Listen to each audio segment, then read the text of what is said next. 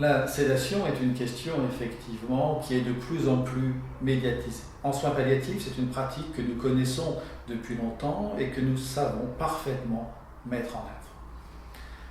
Tout le monde est d'accord et tout le monde souhaite ne pas souffrir lorsqu'il arrive à la fin de sa vie. Dans la plupart des situations, il suffit de mettre les traitements contre la douleur, de mettre les traitements contre l'angoisse et le patient ne souffrira plus.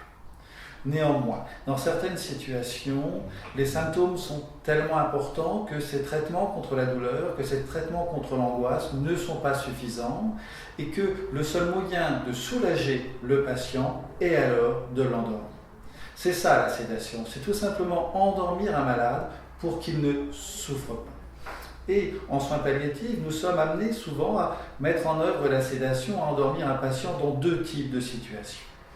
Le premier cas de figure concerne les patients qui arrivent au terme de leur vie. Il leur reste quelques jours, quelques heures à vivre et brutalement, ils présentent un symptôme insupportable.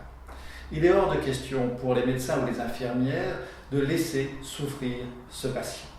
Et alors, ce qu'on va faire, c'est qu'on va l'endormir de façon à être sûr que le patient ne souffre pas, en accord avec lui, bien évidemment.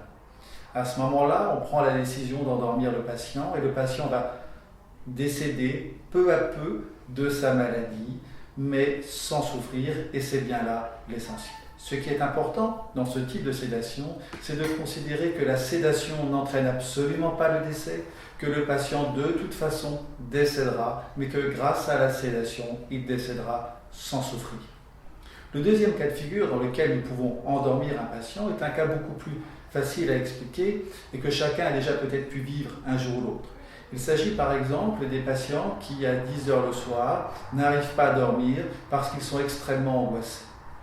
Pareil, il est hors de question de laisser un patient passer une nuit blanche parce qu'il est angoissé. Alors, à 22 heures, à minuit, on peut mettre en œuvre une thérapeutique, une perfusion avec un produit qui va endormir le patient jusqu'à 6 heures ou 7 heures le lendemain matin. Et ainsi, à 7 ou 8 heures le lendemain matin, nous allons réveiller le patient.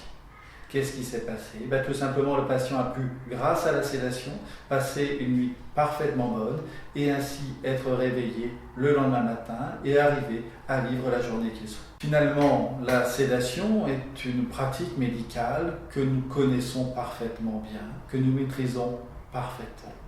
Il est important de dire que la sédation n'a absolument pas comme objectif de provoquer le décès.